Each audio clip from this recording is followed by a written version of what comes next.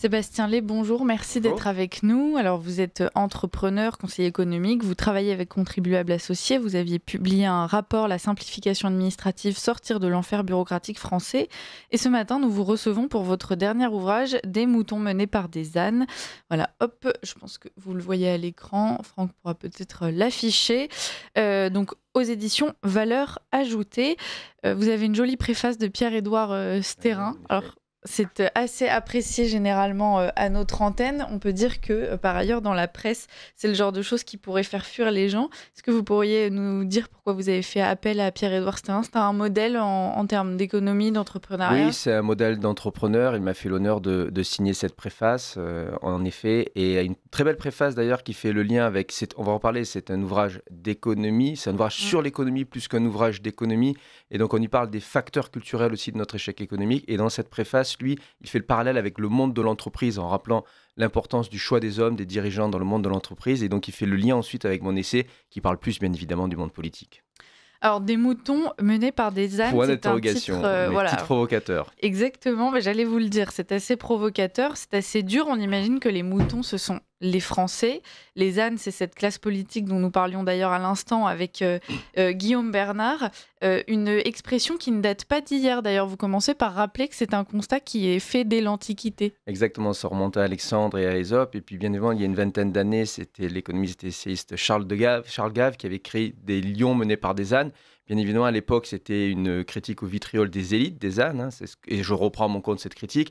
La différence, c'est qu'à l'époque, il nous rassurait un petit peu en disant les Français sont des lions, ils ont encore beaucoup d'énergie. Moi, dans ce livre, on va y revenir, mais je braque aussi le projecteur sur nos erreurs collectives. Je dis qu'il y a eu des comportements moutonniers dans la société française qui expliquent aussi notre échec économique. Oui, alors donc des torts partagés entre les Français et la classe politique. On pourrait débattre de ça d'ailleurs, mais peut-être pourrions-nous commencer le constat justement de la façon dont s'est comportée cette classe politique dans le grand déclin de la France que vous dépeignez dans cet ouvrage, Sébastien Lay. Quand est-ce que vous feriez remonter le début de la fin? Alors l'ouvrage, c'est une anatomie du déclin économique français. C'est pas une histoire économique à proprement parler, mais on revient quand même, on repart assez loin, avec des dates charnières, 1981, bien évidemment, et 1997. 1997, d'ailleurs, Loïc Le Floch-Prigent, notre regretté ami, avait écrit un livre sur cette année-là. C'est l'année où on a décidé des 35 heures, des emplois jeunes. Pour moi, c'est un véritable tournant négatif. Et puis, la particularité du livre, c'est qu'il est le premier à faire un véritable bilan économique du macronisme des 10 dernières années. Donc oui, on remonte loin, on va jusqu'à, bien évidemment, 1981. C'est un tournant où la France a un tournant socialiste, au moment où le monde entier libéralise son économie à l'époque, dans tous les pays européens, en Angleterre, aux États-Unis, la révolution Reagan, bien évidemment. Et nous, on était complètement à contre-courant. Mais l'essentiel de l'emphase, c'est quand même sur ces 10 dernières années et sur, je dirais, l'illusion de 2017, ce qui a été vendu aux Français, comment les Français ont été dupés, puisque un certain nombre de Français espéraient d'Emmanuel Macron une sorte de révolution de l'offre, une révolution libérale en France. Et en réalité, je montre dans le livre que ça ne s'est jamais véritablement produit. Et je crois que le chapitre principal consacré au macronisme économique, qui s'intitule « Le verre était dans le fruit ». C'est-à-dire que je montre comment, dès le début, il ne fallait rien attendre d'Emmanuel Macron. Alors, merci de l'introduire, parce que c'est le chapitre dont j'allais vous parler. Effectivement, il y a beaucoup de Français qui, à l'arrivée d'Emmanuel Macron sur la scène politique, et surtout lorsqu'il s'est présenté au présidentiel, se sont dit c'est le jeune ténor de la finance, il a travaillé dans des grandes banques, il sait ce qu'il fait. Il a une vision jeune, dynamique. On était en plein d'ailleurs dans ce jeunisme. Et vous, déjà à l'époque, vous voyez l'arnaque qu'était Emmanuel Macron finalement. Ah oui, parce que le livre, c'est aussi le point d'orgue, je dirais, de presque 10 ans d'engagement dans l'espace public. Nous sommes en octobre 2025, en octobre 2015, d'ailleurs à l'époque j'étais de retour des États-Unis, c'est l'expansion qui n'existe plus, qui faisait une ligne sur les nouveaux intellos de la droite, nouveaux intellos libéraux. Et j'étais dans ce magazine, donc c'est le moment où j'ai commencé à m'exprimer. Et effectivement, ce que j'explique dans le livre, c'est que Emmanuel Macron, il y a deux erreurs, mais que les Français, alors ils ont été dupés par le politique lui-même, mais peut-être que les Français se sont volontairement fait avoir aussi. Il y a deux sujets. Le premier sujet, c'était de dire Emmanuel Macron s'intéresse à l'économie. En fait, c'est faux pour ceux qui le connaissent. On imaginait comme ça quelqu'un de très rationnel qui calculerait sur Excel.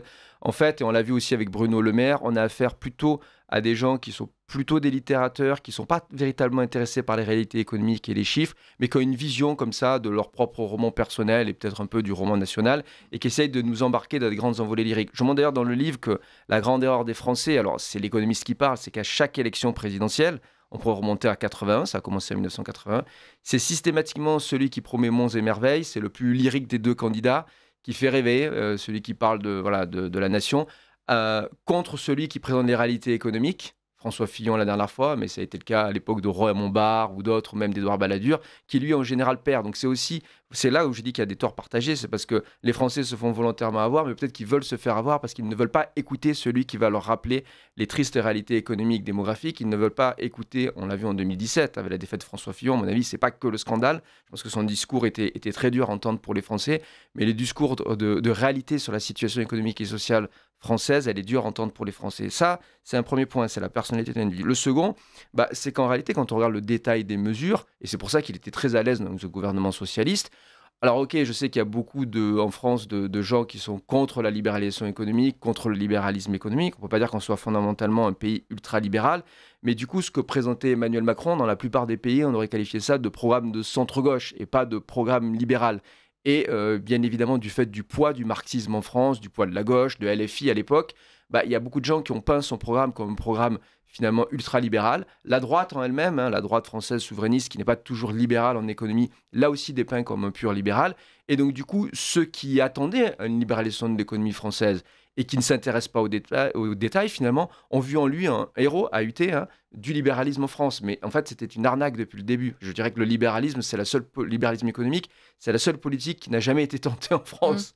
Alors, on va revenir sur ce libéralisme. Avant cela, quand vous nous dites les Français sont responsables aussi parce qu'ils se laissent avoir par des envolées lyriques. Effectivement, ils vont peut-être pas creuser derrière toutes les programmes techniques qui sont proposés.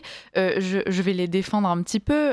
Est-ce vraiment le rôle des Français d'être docteur en économie, de parvenir à tout décrypter? Et surtout, il y a quelque chose d'assez beau lorsqu'un peuple se laisse séduire par ces grands discours. C'est aussi parce qu'il y a cette recherche donc, de grandeur. Ils se laissent, je pense, assez facilement berner quand on leur fait croire qu'on chercherait le bien commun et la grandeur de la France.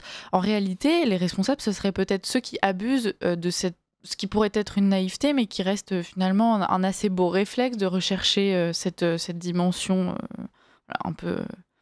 Alors, sur les 2 points, il y a 2 points. Sur l'économie, fort heureusement, il n'y a pas besoin d'avoir un doctorat en économie pour s'intéresser à l'économie. Et puis, on remarquera qu'il y a d'autres peuples qui ont été capables de faire de véritables réformes économiques. L'Italie, il y a quelques années, peuple latin, je crois même d'origine italienne, c'est un peuple quand même très similaire au nôtre. Et ils ont été capables d'écouter ce discours à l'époque, qui était un peu un discours difficile, sur la remise en marche des finances publiques, notamment. Donc, moi, je crois que les Français, ils ont évolué. Et voilà. Et puis, il y a des gens qui essaient de faire un travail de vulgarisation. C'est le cas de cet ouvrage.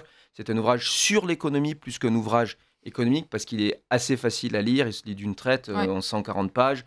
J'ai moi aussi un certain amour pour la langue française. Donc, j'essaye, à l'inverse d'un certain nombre d'économistes, d'écrire correctement et dans une langue qui peut plaire aux gens. C'est aussi parce que j'ai cette habitude d'être plutôt éditorialiste.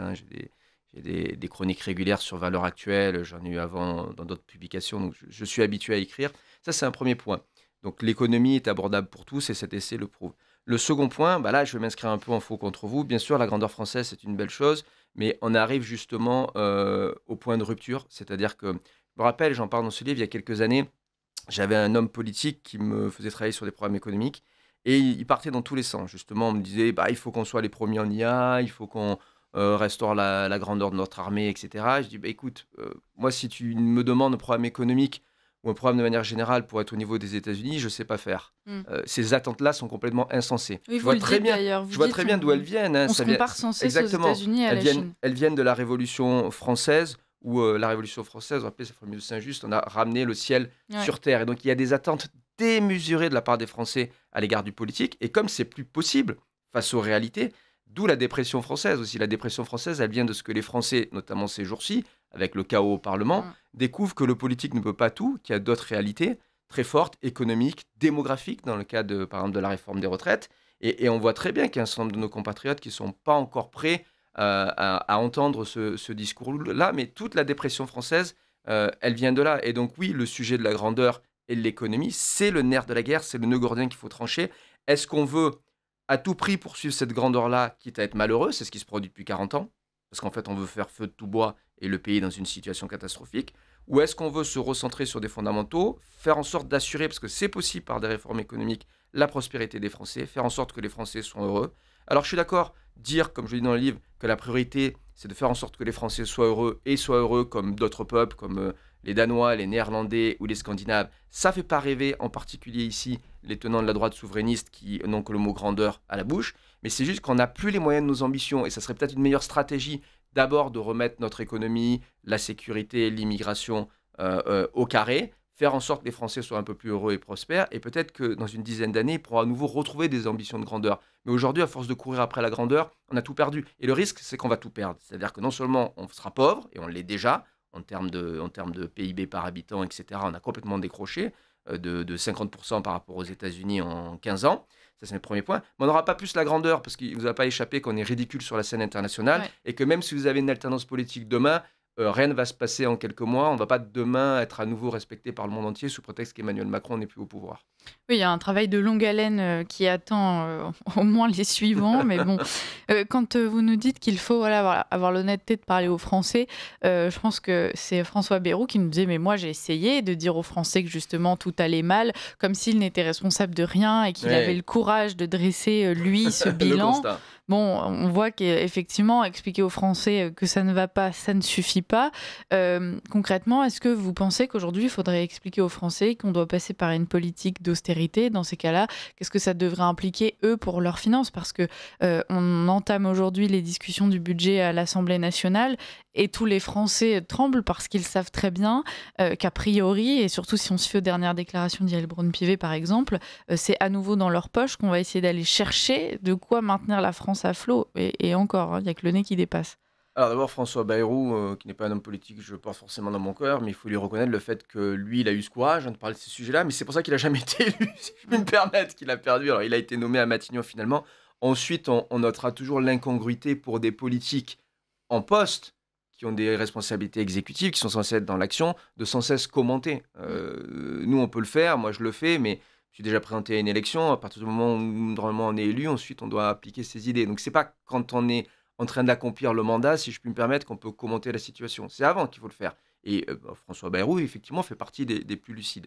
Alors, sur un programme, on va le qualifier de l'œuf, c'était le programme de la droite en France il y a quelques années. François Fillon l'a proposé. Il a été sanctionné. Donc, il y a maintenant cette idée dans une grande partie de la droite que finalement, on ne peut pas dire la vérité aux Français parce qu'on perd les élections. On remarquera qu'ils ont beau mentir, ils les perdent quand même. Donc, ça vaut peut-être le coup au point où on en est, notamment du côté de chez LR, de finalement tenir un discours de vérité pour espérer enfin emporter une élection. Je crois aussi que ce qui nous est proposé avec le budget, où c'est la politique du coup de rabot, on essaie de récupérer quelques milliards d'un côté de l'autre, c'est pas une véritable politique de réforme. À la fin du livre, pour donner un peu d'espoir, je propose un petit peu des... Et c'est d'ailleurs, ce chapitre, il est issu, puisqu'on est ici sur Radio Courtoisie, d'un long article qui avait été écrit dans Frontières pour le programme économique justement de la droite nationale, de l'Union des droites. Et on voit bien que ce que je propose, c'est plus des vraies transformations, au lieu d'avoir cette approche de la réforme par cliquet, comme disait à l'époque Alain Juppé, où on essaye de grappiller tous les 5 ans un an de retraite, un petit peu sur les APL. Et c'est ce qui va se passer. On sait très bien que ça va être sanglant, à un moment donné, au niveau du budget, parce qu'on va taper de manière indiscriminée, on va dire telle pension ne les augmente plus. On voit déjà qu'on touche un peu sur les retraités avec la non-indexation des tranches de l'impôt sur le revenu ou l'histoire de l'abattement forfaitaire. On voit bien que c'est des mesures micro-techniques, la plupart des Français n'arrivent pas à les suivre. On essaie de récupérer 1 milliard d'un côté et de l'autre. Au point où on en est, c'est pas ce qu'il faut faire. Au point où on en est, c'est qu'il faut vraiment se poser des questions sur le statut de la fonction publique. Est-ce qu'on doit le garder? Ça coûte trop cher. Sur les retraites des fonctionnaires, sur l'organisation des retraites, il faut à tout prix injecter de la capitalisation. La répartition, ça marche plus, ça coûte trop cher. Donc voilà, ce sont des véritables réformes de structure qu'il faut faire, parce que sinon, on va passer 20 ans à chaque budget à essayer de récupérer 1 ou 2 milliards, et en fait, on s'en sortira pas. On a des personnalités politiques en France qui s'inspirent beaucoup de l'étranger. Je pense notamment à Éric Ciotti avec l'UDR, qui se sont largement inspirés de Javier Milei, donc de son mouvement Afuera. Qu'est-ce que vous en pensez, Sébastien Lay? Alors justement, dans mon chapitre sur les mesures, il y a, je crois, 5 paquets de mesures. Alors c'est très court, c'est en 4-5 pages, mais il y a un premier chapitre qui est sur ça, sur la débureaucratisation, la dénormisation de la société française. C'est la priorité. L'affourisme à la française. L'affourisme à la française, exactement. C'est la priorité pour moi parce que une véritable politique. Certains Français, certains économistes ont cru qu'Emmanuel Macron avait mené une politique de l'offre. En fait, en 2017, ce qu'il a tenté de faire, nolens volent, il n'a pas réussi à le faire, c'est de baisser la pression fiscale, en tout cas pour les investisseurs. Mais en fait, il n'est pas allé au bout du processus. On le voit bien. Maintenant, il est revenu au point de départ parce que même sa réforme emblématique, la réforme des retraites, il est obligé de la détricoter hein, avec le cornu. En vérité, une véritable politique de l'offre, c'est la fiscalité, bien sûr, mais c'est aussi le sujet des retraites. Et c'est ce sujet des normes dans la société et dans l'administration. Donc, c'est d'abord la réforme de l'État, en fait, la réforme de l'administration, dont on n'a jamais véritablement parlé avec Emmanuel Macron. Ouais. Est-ce que Guillaume Bernard nous disait à l'instant, je m'éloigne un tout petit peu du sujet, mais il nous disait à l'instant qu'on faisait face à une crise de régime. Est-ce que vous pensez qu'aujourd'hui, le régime dans lequel on vit est encore propice à un redressement de la France, ou est-ce que cet affouérisme, il faudrait le pousser jusqu'à balayer, y compris, balayer tellement la table qu'on balayerait aussi le régime qui est le nôtre pour le moment? Alors, j'ai déjà de très bons retours sur le livre et pas mal d'emails où les gens me disent, et c'est vrai, c'est ce que j'ai voulu faire. En fait, ce qui est intéressant dans le livre, même s'il parle d'économie, c'est qu'il parle des facteurs culturels. Donc, on a un peu parlé d'histoire. J'ai pas eu le temps de parler des institutions, mais il me semble que quand on dit le régime, hein, c'est la Ve République ou le régime présidentiel, Ouais. il est à bout de souffle. Et ce régime qui a permis au général de Gaulle de vraiment réformer la France en profondeur en quelques années, en 1958 et 62, bah justement, il ne permet plus de réformer. Donc moi, en fait, en tant qu'économiste, je suis obligé de me pencher sur le sujet des institutions politiques pour dire, quelles que soient les bonnes idées des politiques, il y a impossibilité à mettre en place des réformes et finalement à faire évoluer économiquement et socialement le pays tant qu'on garde des institutions qui ne fonctionnent pas. Et là encore, quelle que soit l'alternance, parce que d'abord, on le sent maintenant, beaucoup de Français se disent, tiens, on peut avoir l'alternance, mais est-ce que ces gens-là auront la majorité absolue? Peut-être qu'on va repartir avec le même scénario qu'en 2025, avec des gouvernements très faibles, sans cesse menacés par la Chambre ou pas. Et est-ce qu'il ne faut pas basculer vers un régime parlementaire et un régime de compromis, où on arrive comme ça à dégager un compromis vers la réforme? Mais oui, les facteurs historiques, culturels et politiques sont prépondérants, et c'est ceux qui expliquent notre dépression économique. Notre dépression économique, elle n'est pas due au fait que les Français ne comprendraient pas l'économie, ne voudraient pas faire d'efforts ou autre. C'est juste qu'ils sont engoncés comme ça dans une trame, dans un canevas historique et politique qui les condamne à être en fait les perdants du monde moderne. Mm. Et quoi qu'il en soit, il y a de toute façon un gros changement de mentalité à opérer, et vous en donnez d'ailleurs quelques pistes. Par exemple, donc dans ces solutions que vous esquissez, Sébastien Lay, rendre aux Français les fruits de leur travail et récompenser l'effort, c'est quelque chose qui semble assez compliqué pour Emmanuel Macron. La fin de l'État nounou aussi.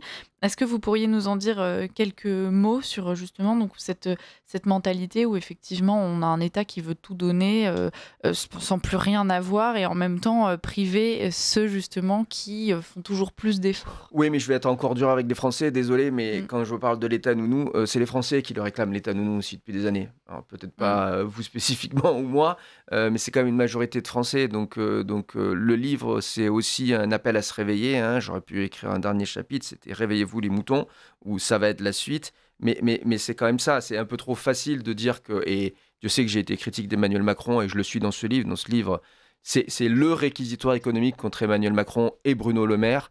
Et il y a des chiffres, mais je me permets un petit peu des saillies aussi contre ces personnes-là que je ne porte pas, encore une fois, vraiment dans mon cœur, surtout Bruno Le Maire d'ailleurs. Mais sur l'État nounou, sur la réforme de l'État-providence, il faut aussi qu'il y ait une majorité de Français qui votent pour.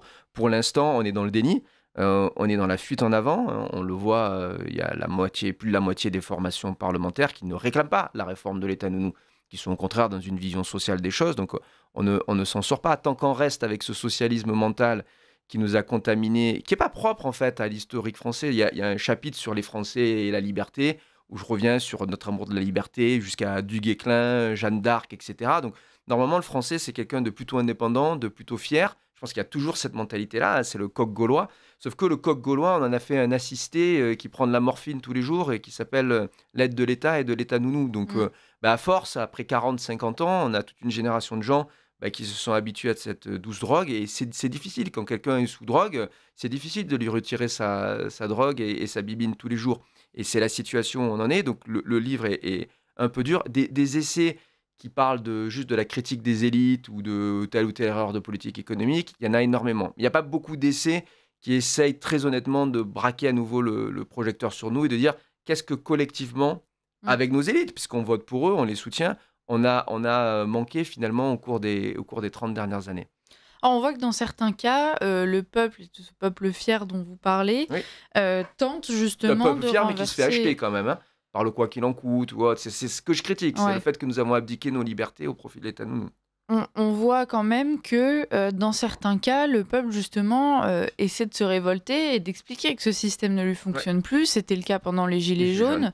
Voilà, où Emmanuel Macron, d'ailleurs, quand il fait le bilan de ses mandats, explique qu'en même temps, ça n'a pas été facile pour lui, parce qu'il a eu les Gilets jaunes, parce qu'il a eu le Covid, et donc il a tout un tas de raisons pour s'excuser. D'ailleurs, on pourra peut-être en parler ensuite. Mais est-ce qu'en même temps, on laisse la chance aux Français de réellement s'exprimer? On voit que même durant certaines élections, les résultats peuvent être biaisés par des calculs politiques. Est-ce que vraiment le peuple a l'occasion de s'exprimer là-dessus?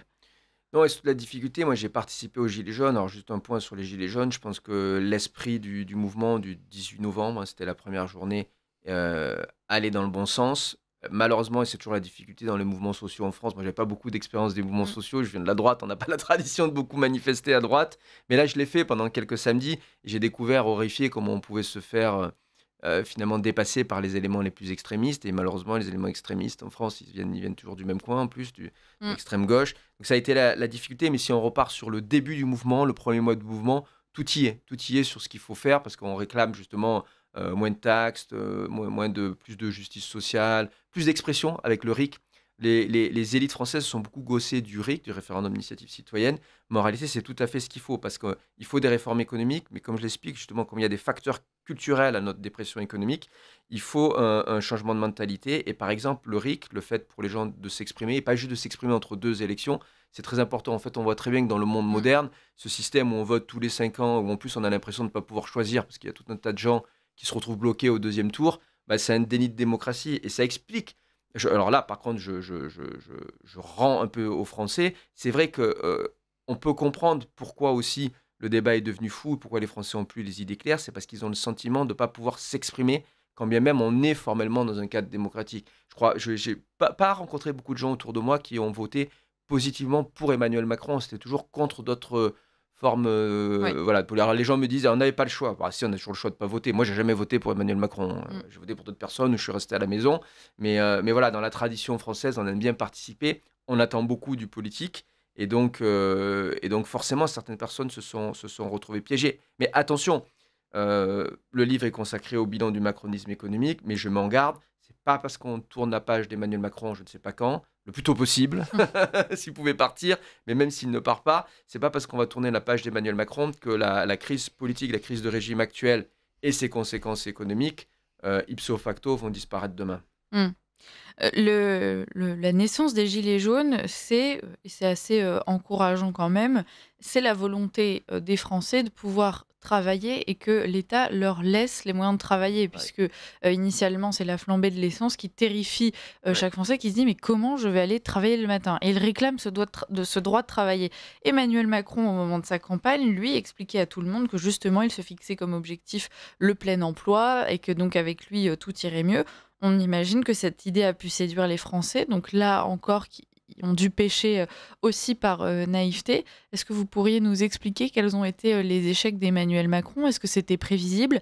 Est-ce que c'était des arguments simplement de campagne, ou est-ce qu'il croyait vraiment pouvoir réussir à atteindre ce plein emploi? Est-ce qu'il est machiavélique en fait, ou dans le sens très politique du terme? Ou est-ce que voilà, il a juste échoué alors qu'il pensait réussir? Alors moi, en tant qu'économiste bête et méchant, en 2016 déjà, quand il y avait les premiers programmes économiques, j'ai regardé tous les programmes, j'ai fait des émissions sur le programme d'Emmanuel Macron, et le sujet, c'est que, en fait, et notamment dans son livre Révolution, avec un S, je reviens sur le livre d'ailleurs dans mon propre ouvrage Des moutons menés par des ânes, on s'aperçoit qu'il y a des entêtes, des idées générales. On ne peut qu'être d'accord avec ces idées-là, et j'étais d'accord. Le sujet, c'est un peu comme à l'armée, hein. On a la grande stratégie, puis après la tactique, hein. La grande stratégie, c'est où on envoie les troupes. La tactique, c'est qu'est-ce qu'on fait concrètement sur le terrain. Et en fait, il n'y avait aucune tactique, c'est-à-dire qu'il n'y avait aucun détail. Donc c'est très facile de faire... par exemple, là, il y a 4 pages sur mon programme économique.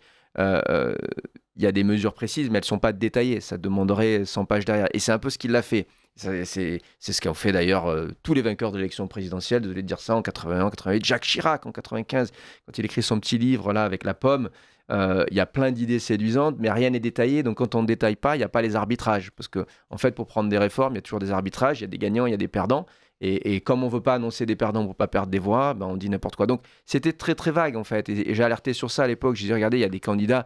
Même finalement, Jean-Luc Mélenchon, je n'étais pas d'accord avec son programme économique, bien évidemment, mais au moins les mesures, elles étaient détaillées. On savait ce qu'il allait faire. François Fillon, n'en parlons pas. J'avais participé aux équipes. Tout était détaillé.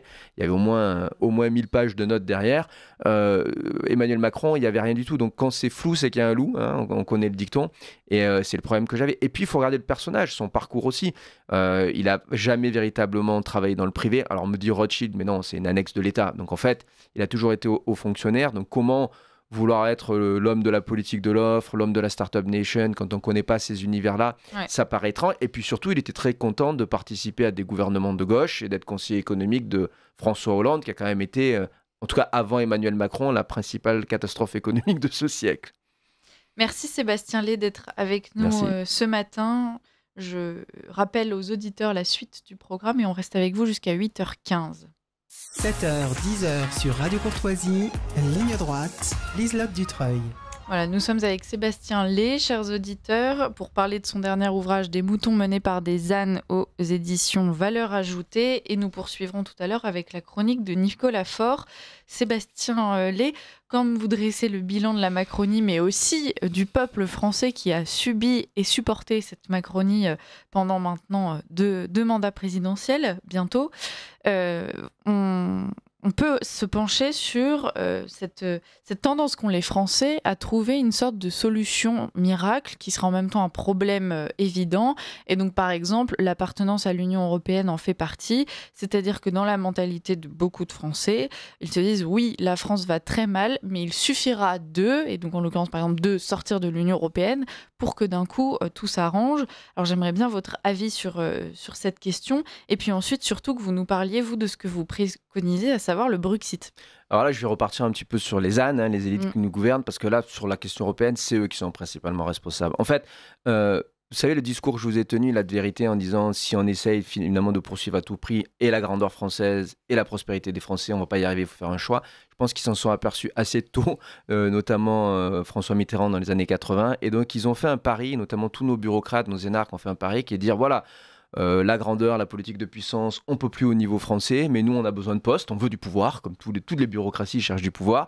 Et donc, on va reproduire ça au niveau européen, et tout simplement, on va continuer la politique française traditionnelle de grandeur au niveau européen, et on va faire payer les autres, notamment les Allemands, qui sont très riches à l'époque. Ça n'a pas vraiment fonctionné, on va dire, ça s'est retourné contre nous, mais c'était un petit peu la vision initiale, et c'est ce que nos élites, nos ânes ont vendu aux Français et à certains moutons qui l'ont cru, c'est de dire finalement, voilà, l'avenir de la grandeur française, c'est dans la dilution, dans la construction européenne, notre identité, et là je sors de l'économie, notre identité est honteuse, donc on va inventer une autre identité post-nationale, etc. Ça va nous assurer la grandeur. Bon, force est de constater que c'est une catastrophe. Il y a quelques pays européens qui vont mieux que nous, mais il y en a qui sont aussi mal en point que nous, dont l'Allemagne d'ailleurs, ces jours-ci, au niveau économique. Alors l'Allemagne est très riche, hein, mais il n'y a plus de croissance. Sur les dernières années, l'Allemagne a fait en moyenne 0% de croissance. Bon, nous, on est un peu en deçà de 1%, c'est pas comme si c'était exceptionnel, mais il y a d'autres pays qui s'en sortent mieux. Et donc voilà, l'Union européenne, ça a été cette illusion. Et de la même manière qu'on a cette illusion en France où certains vivent aux dépens des autres, c'est ce qu'on disait de l'État, cette illusion qui permet à chacun de vivre aux dépens des autres. Avec l'État nounou, on a la même chose au niveau européen. On a essayé de nous vendre la même chose. Vous voyez, il y a toujours cette idée d'ânes qui vendent aux moutons français l'idée qu'ils peuvent abdiquer leur liberté. Et effectivement, c'est un animal magnifique, le mouton, mais il n'est pas forcément emblématique de liberté. Il n'est pas très indépendant, finalement. Et donc, c'est toujours abdiquer votre liberté. Vous êtes un Français, vous étiez censé être le peuple du déclin, de Jeanne d'Arc, fier, etc. Non, non, non, on va s'occuper de vous. Pas grave si vous allez être un mouton, parce qu'on va s'occuper de vous avec l'État français, avec l'Union européenne. Voilà, ce qui ne marche pas en France, ça va être traité par l'Union européenne. Bon, aujourd'hui, tout le monde sort de ce discours-là. Qui est européen en France? Plus personne ne l'est. Et puis même, je dirais qu'il y a beaucoup de Français qui appellent à moins de pression de la part de l'Union européenne, en tout cas moins se laisser faire. On l'a vu au moment des débats sur le Mercosur, personne n'en veut et on finira quand même par se coucher. Exactement. Et donc, du coup, oui, l'appel, en tout cas dans le livre, alors moi, je n'ai jamais été de ceux qui ont demandé la sortie de l'Union européenne, parce que je pense que l'idée de d'une confédération des nations, de collaboration entre des nations. Ça a bien fonctionné pour Airbus, pour Ariane Espace. Donc on peut avoir des collaborations comme ça. Parce que ce contre quoi je m'inscris, c'est la création d'un État fédéral qui ne dit pas son nom. Et en fait, cet État fédéral il se développe par une bureaucratie. On voit bien que Mme von der Leyen, elle est élue par personne, c'est une bureaucrate. D'où le terme de Bruxit, que j'avais forgé en 2018 avec mon ami Jean-Paul Houry dans une tribune pour causeur. C'est la sortie de la bureaucratie bruxelloise. Et d'ailleurs, depuis, ça a été repris par plein de gens. C'est presque commun maintenant, le Brexit. Si jamais la France veut s'intégrer et s'affirmer justement dans une espèce d'Union européenne qui respecterait plus les particularités souveraines de chaque pays, il faudrait peut-être qu'elle commence par faire un travail sur elle-même, notamment en termes d'énergie, peut-être réaffirmer cette indépendance que nous avons complètement perdue. Et là encore, c'est quelque chose qu'on doit à Emmanuel Macron, je pense, plus qu'aux Français. Oui, parce qu'Emmanuel Macron, je me rappelle, il est de ma génération, lui un petit peu plus vieux que moi, on a fait une partie de nos études ensemble et on nous a vendu à l'époque cette idée justement de, certes, la France commence déjà à avoir des difficultés, c'était au début des années 2000, mais c'est pas grave, on va se rattraper avec l'Europe parce que l'Union fait la force. Mais en réalité, là où il y a une illusion, et vous savez, on parle toujours du couple franco-allemand, mais il n'y a que les Français qui parlent du couple franco-allemand, les Allemands n'ont jamais parlé du couple franco-allemand. L'illusion du couple franco-allemand, c'était qu'on allait faire payer aux autres, encore une fois, je le répète, notre politique de puissance et de grandeur perdue depuis l'époque du général de Gaulle. Et Emmanuel Macron a continué à vendre cela, avec une différence, c'est que peut-être la première génération de bureaucrates français qui rêvaient de l'Europe, ils voyaient véritablement l'Europe comme une projection de la France. C'est pas une bonne idée, mais j'arrive à la comprendre. Ça part d'une certaine fierté nationale, alors qu'Emmanuel Macron, il y a plutôt une honte de la France. Et quand on écoute son discours, il y a une volonté de dissoudre l'identité nationale pour aller vers une identité post-nationale qui n'est pas la mondialisation comme certains ont dit, etc., mais plutôt véritablement l'Europe. C'est de forger un homme européen, comme l'avait dit Habermas, par le droit, par les normes, par le marché, donc par des éléments qui n'ont rien à voir avec l'identité nationale, parce que là, c'est même l'économiste qui le dit, l'identité nationale, elle ne se forge pas par l'économie ou par le droit, elle se forge par l'histoire, par la culture, par la langue, par les batailles et par les guerres, et pas par l'économie et par le droit. Voilà. Vous nous disiez tout à l'heure qu'on avait tort de continuer à vouloir se comparer aux États-Unis ou à la Chine. On n'est plus en mesure de le faire. Et ça nous fait du mal de continuer à entretenir cette comparaison. Est-ce que vous pensez que, en s'inscrivant justement dans cette Europe-là, en tout cas celle que vous pourriez nous dépeindre, on pourrait à nouveau se comparer aux plus grands économiquement parlant ? Non, parce que je ne crois pas que l'Union européenne constitue un bloc cohérent qu'on puisse comparer à la Chine ou aux États-Unis. Mais l'Europe est bien plus que ça. Elle est un espace civilisationnel. Elle reçoit l'héritage, le legs du monde judéo-chrétien. C'est ça l'Europe. Encore une fois, j'ai beau être un économiste et un entrepreneur, l'Europe ne peut pas se faire par l'économie et par le droit parce que ça n'est pas son histoire. Donc, remontant à l'époque du général de Gaulle, on avait déjà des instances européennes. Finalement, le général de Gaulle jouait ce jeu-là. Donc, il arrivait à défendre l'identité nationale française, mais on a commencé à lancer des programmes européens communs à cette époque-là, sous de Gaulle et Pompidou, et ça fonctionnait bien. Donc, il faut revenir à cet esprit-là, à l'esprit des débuts de l'Union européenne, de l'Europe. En fait, je pense que la dérive de l'Europe, ça date véritablement des années 90, de Maastricht, et puis la mise en place de l'euro qui a été chaotique aussi. C'est cette époque-là qui a abouti au pouvoir trop important de la Commission et des bureaucrates européens. Et donc, le Brexit, oui, ça serait une première attaque, finalement, je l'assume, pour démanteler cette espèce de bureaucratie économique qui a été mise en place dans les années 90. Et je pense que si on se débarrasse de ces technocrates, si on fait le Brexit, on retrouvera une Europe qui sera plus une confédération des nations. D'abord, on évitera de dresser les peuples les uns contre les autres, parce qu'on l'a fait, hein. Rappelez-vous, il y a une dizaine d'années, on se gossait des pays du sud de l'Europe, on disait les pays du Club Med.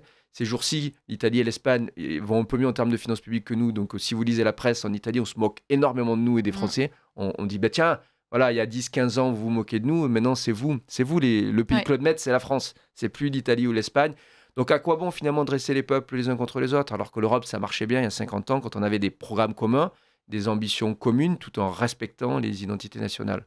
On n'a pas besoin d'un pays, on n'a pas besoin d'une fédération européenne. Cette fédération européenne, elle ne ferait qu'additionner nos faiblesses. Elle ne serait pas en mesure de rivaliser avec les États-Unis ou la Chine. C'est pas vrai.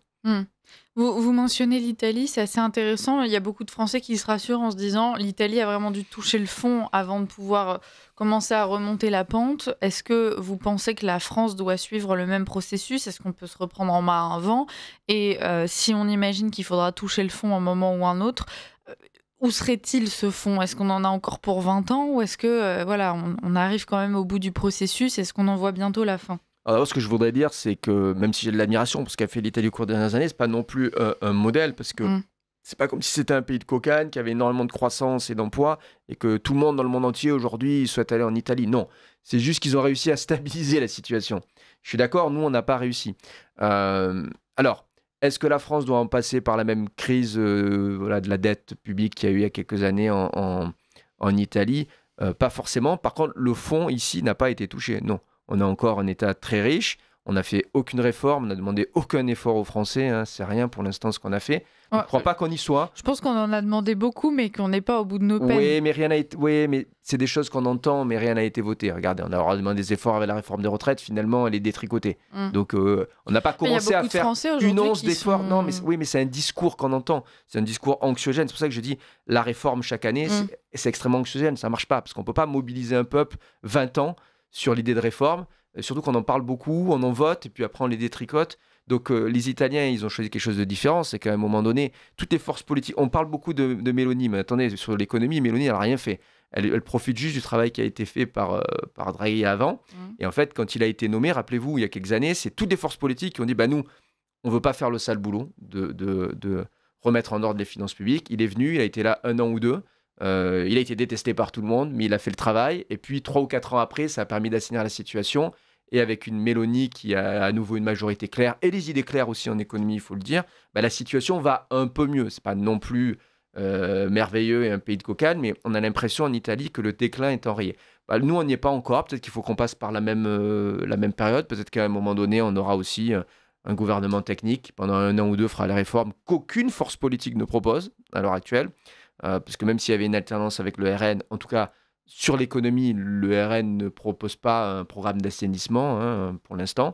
C'est assez flou. On a parfois des signaux un peu plus libéraux, RN, d'autres un peu collectivistes, mais c'est dur d'imaginer ce que ça donnerait à l'heure actuelle le RN au pouvoir, au niveau économique, je parle bien évidemment. Je ne parle pas des autres sujets. Donc on n'y est pas encore au fond. On a vu qu'on a eu une dégradation de la note française il y a quelques jours par S&P.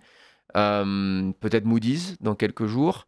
On est encore une tranche au-dessus de là où ça commence à devenir problématique, ce qui veut dire qu'au cours des 2-3 prochaines années, on va avoir encore le même type de psychodrame autour de la dégradation de notre note financière, autour des finances publiques. On a de la chance au niveau, à chaque fois qu'on est dégradé, ça peut mathématiquement augmenter le coût de notre dette, mais on a de la chance, c'est un peu technique, mais on est dans une période où la Banque Centrale Européenne, justement, plutôt abaisse les taux d'intérêt.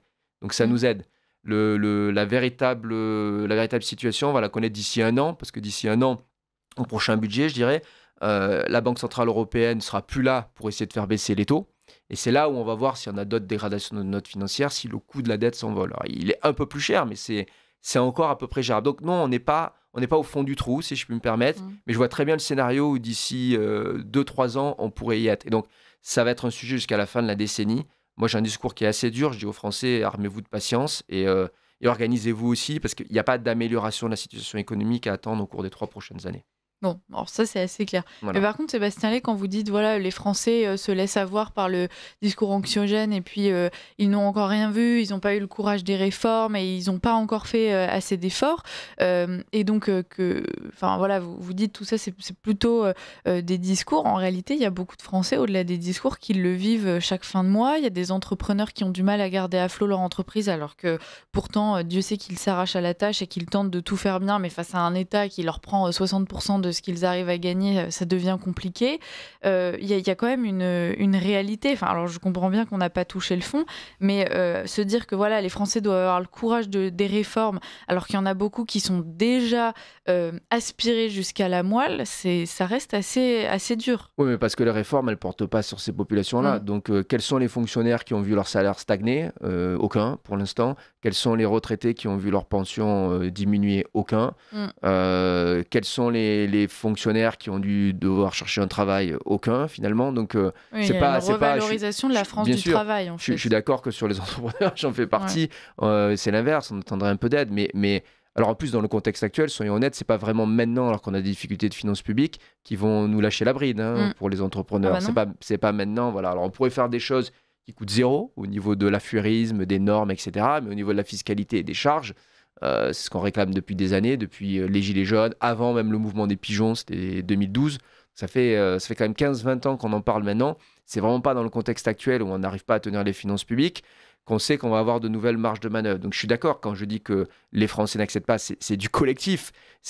Mais comme il y a des orientations politiques qui sont décidées, si je reviens à la manière dont on prend les décisions dans l'espace public, Condorcet, etc., rappelez-vous, j'ai le droit de dire que collectivement, on s'est trompé parce qu'il y a quand même une majorité qui se dégage pour plutôt ne rien faire depuis des années. Donc bien évidemment qu'il y a des grosses minorités qui ne sont pas satisfaites, j'en fais partie.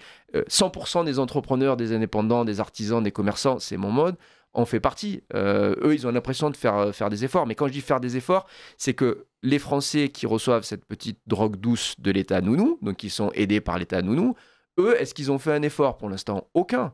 Aucun. Rappelez-vous, il y a quelques années, Emmanuel Macron a pris 20 € par mois sur les APL. C'était déjà une catastrophe. Il a dû reculer. Donc, on n'a pas commencé l'effort au niveau du périmètre de l'État nounou. Oui. Bon, sur les APL, je sais que par exemple, il y a beaucoup d'étudiants qui en profitent et qui peuvent être à 20 € près. C'est ça qui est compliqué aussi. C'est que on a la sensation que ce serait assez juste de rogner sur ces dépenses pour des gens qui ne produisent rien, mais si on le fait aveuglément, ça va toucher des Français. Enfin, par exemple, les étudiants, c'est quand même assez dur de leur expliquer. Vous êtes dans un pays où c'est extrêmement dur justement de l'être. Toutes les études sont souvent centralisées dans des grosses villes où il est extrêmement cher de se loger. En plus, on vous retire les aides pour le faire, ça devient rude. Bien sûr, même chose pour quelqu'un qui a le RSA. Le RSA, on est à 470 € par mois. Si on enlève 10% du RSA, c'est énorme. Mais bon, justement, comme on ne fait rien et comme on ne fait pas de réforme globale, le risque, c'est pour ça que je suis assez pessimiste, c'est qu'à un moment donné, au pied du mur, face au gouffre financier, vous allez avoir des gouvernements qui vont devoir de manière indiscriminée aller taper de l'argent de partout. Sur tout le monde, y compris les étudiants, les retraités. Puisque collectivement, nous ne sommes pas capables de voter pour des forces politiques qui nous disent la réalité au niveau économique et qui ne sont pas capables, sur 5 ans, de proposer un programme de réforme pour améliorer la situation. Et il faudrait peut-être accepter la discrimination d'ailleurs et se dire bah oui, c'est normal que certaines catégories de la population puissent être aidées parce que aujourd'hui ce sont des étudiants, mais demain avec leur diplôme ils pourront produire de la richesse, alors que d'autres sont justement effectivement abreuvés d'aide publique et ne fournissent rien, ne fourniront jamais rien. Ça demande un peu de courage et c'est vrai que là aussi on en revient à ce changement de mentalité où il faut accepter de dire certains méritent et d'autres pas. Exactement. Et puis il faut aussi se rappeler ce qu'est l'État-providence. Dans les autres pays, l'État-providence aide les plus faibles. En France, les Français considèrent que l'État-providence, c'est pour tout le monde. Vous avez même des Français aisés qui, par exemple, exactement, vous avez les noms de citoyens qui sont aidés, vous avez des gens aisés qui reçoivent aussi des aides, des allocations familiales, etc. Alors, on peut toujours dire oui, mais c'est pour la politique démographique. Ok, mais ça n'a rien à voir avec ce qu'est un État-providence. Normalement, un État-providence, le terme welfare state, c'est pour aider les plus faibles finalement, ceux qui sont le plus en difficulté. Ça peut être les étudiants, parce que quand on est jeune, on commence dans la vie, on n'a pas beaucoup d'argent. Ça peut être les gens les plus âgés, ça peut être les gens les plus pauvres. Mais aujourd'hui, quand vous regardez la redistribution à la française, vous avez 60% de la population qui en bénéficie. Il n'y a pas 60% de la population qui est en situation de difficulté en France. Oui, quoique. Non, pas ce pourcentage-là, pas sur ce qu'on appelle la pauvreté. L'État-providence dépasse aussi nos frontières. Par exemple, on aide la Chine dans son développement, Sébastien Lay. Ouais. Peut-être des réformes à faire ça c'est la... Alors oui, le livre fait 140 pages, il se lit assez rapidement. Et en plus, c'est avant tout une explication de notre dépression économique. Donc les propositions, c'est 5 pages. Donc n'attendez pas de ce livre un programme économique. C'est pas le cas. C'est juste des idées. L'idée, c'est plutôt d'avoir les idées claires sur ce qui s'est passé, sur ce qui est en train de nous arriver. Comprendre notre malheur et notre dépression économique. Oui, mais en fait, ça on revient à l'idéologie européenne ou mondialiste d'Emmanuel Macron ou des autres, c'est que la détestation du pays a fait que, et la volonté de maintenir cette politique de grandeur a fait que, oui, les politiques estiment qu'on doit envoyer des centaines de millions d'euros, parfois à des causes en Afrique ou en Chine. Et on s'aperçoit qu'une fois qu'on décide de cela, on ne revient jamais en arrière. Parce que pourquoi la Chine ? En fait, on a commencé à le faire à une époque où la Chine était arriérée économiquement par rapport à nous. C'était il y a encore une trentaine d'années. Ouais. Et on voit très bien que comme on peut jamais, une fois que la bureaucratie s'étend et décide d'une aide, que ce soit une aide à l'étranger, une aide en interne, une aide à une certaine clientèle politique, elle ne revient jamais en arrière. Ouais, bah voilà. Donc, écoutez, écoutez, peut-être qu'un jour, quelqu'un aura quand même le courage de le faire. Il y a de nouveaux marchés qui s'ouvrent, peut-être de nouvelles perspectives sur lesquelles la France pourrait compter pour son redressement. Vous parlez de la French Tech, vous parlez rapidement d'intelligence artificielle. Bon, à nouveau, Emmanuel Macron s'est montré comme une espèce de grand prêtre justement de cette French Tech. Il a organisé des salons. On voit là aussi un nouveau bilan assez désastreux. Est-ce qu'il y aurait quand même des choses à faire à ce niveau-là, Sébastien Lay? Oui, la France est légitime dans l'innovation. J'enseigne d'ailleurs en partie moi-même l'économie de l'innovation et de l'économie de l'IA à HEC. Enfin, du moins, j'ai enseigné au cours des 15 derniers mois. Donc oui, la France a sa carte à jouer. Ce que je critique dans le livre, ce dont je parle, c'est justement de la French Tech en tant que politique publique. Ouais. Ça a été une sorte d'arnaque quand même, je le dis, d'abord en termes financiers, 200 milliards d'euros d'investis. C'est bien, ça a occupé des gens, il y a eu des startups, mais en termes de retour sur investissement, de sortie, c'est à peine 4 milliards, donc ce n'est pas un usage euh, raisonnable, je dirais, de l'argent public. Et au moment où on en a de moins en moins, d'ailleurs, il faut quand même se poser la question de la manière dont on dépense. Mais par contre, ça a bien servi les politiques. En fait, Emmanuel Macron et d'autres politiques ont compris très tôt, dès 2013-2014, que finalement, ces startups, elles étaient dans la technologie, elles étaient plus populaires que les grandes entreprises. En gros, les Français détestent la grande entreprise, mais aiment la petite entreprise. Et la start-up, c'est la nouvelle petite entreprise. Le start-upper, on peut dire que c'est le nouveau commerçant, c'est le nouveau artisan dans l'esprit de beaucoup de jeunes. Et donc, ils ont suivi le mouvement, il a accompagné avec beaucoup d'événementiels. Effectivement, on se rappelle, il était allé au CES de Las Vegas. Et puis après, on a créé tout un tas de sommets, toute une industrie de l'événement, de l'incubateur à Paris, qui marche très bien, mais qui a surtout permis à Emmanuel Macron de projeter, et notamment à l'étranger, l'image d'un président visionnaire. Et ça a marché pendant des années. Ça ne fait que à peu près quelques mois qu'on conteste cette vision-là. Moi, ce que je montre avec quelques chiffres dans ce chapitre, c'est que la French Tech, ça a été une illusion. Ça ne veut pas dire que les startups françaises, ce n'est pas une illusion. D'ailleurs, il y en avait avant. Elles n'ont pas attendu Emmanuel Macron pour éclore. On a toujours eu de brillants ingénieurs. Et donc, oui, on a notre rôle à jouer dans l'intelligence artificielle, dans la technologie. Pour l'instant, dans l'intelligence artificielle, on est à peu près 6e au monde. Et c'est notre poids si on regarde les PIB. Le PIB. Donc, c'est-à-dire qu'on peut faire encore mieux. Je veux dire par là qu'on fait dans l'IA ce qu'on doit faire par rapport à la taille de notre économie, et pas plus. Donc, la French Tech en tant que telle, elle n'a rien amené à l'IA. En fait, l'IA, pour se développer en France, oui, sur certains sujets, a besoin des pouvoirs publics, mais elle a surtout besoin des entrepreneurs. Et elle n'a pas besoin de cette politique de communication avec la French Tech. Il nous reste 3 minutes, Sébastien Lay. Vous le disiez, les Français, pour le moment, doivent s'accrocher. Les choses à court, moyen terme ne risquent pas de s'améliorer. Est-ce que vous auriez des conseils? Vous le disiez aussi, il faut s'organiser. Qu'est-ce que ça veut dire? Et comment nos auditeurs pourraient s'organiser justement pour faire face à ce mouvement? Oui, moi, ce que je conseille aux Français, c'est d'abord changer de mentalité, ne rien attendre de l'État, donc ne pas espérer sur la prochaine élection, la prochaine dissolution ou autre, essayer de sortir de ce caractère anxiogène de la politique, où on a un monde qui tourne sur lui-même. C'est comme un coucou sans tête si on regarde l'Assemblée ces jours-ci, où les gouvernements, même moi, je ne sais pas vous, Liselotte, mais moi, j'arrive plus à suivre les gouvernements. Je suis obligée et les d'y gens arriver, qui sont nommés. Mais bon. Oui, mais c'est dur à suivre. Oui, moi, je suis dur. dans le numérique. Qui vient d'être nommé au numérique, j'arrive plus à me rappeler. Voilà. Je me rappelle la précédente, Clara Chapaz, parce Comment l'oublier? parce qu'avant, elle avait dirigé en plus la French Tech. Donc, pour moi, c'était la ministre French Tech. Mais oui, je crois que beaucoup de Français l'ont déjà oublié. Donc, le premier point, c'est plus suivre le politique. Deuxième point, ceux qui ont des stratégies de sortie, moi j'estime qu'elles sont légitimes à ce stade. J'ai des Français qui me disent je vais m'expatrier, etc.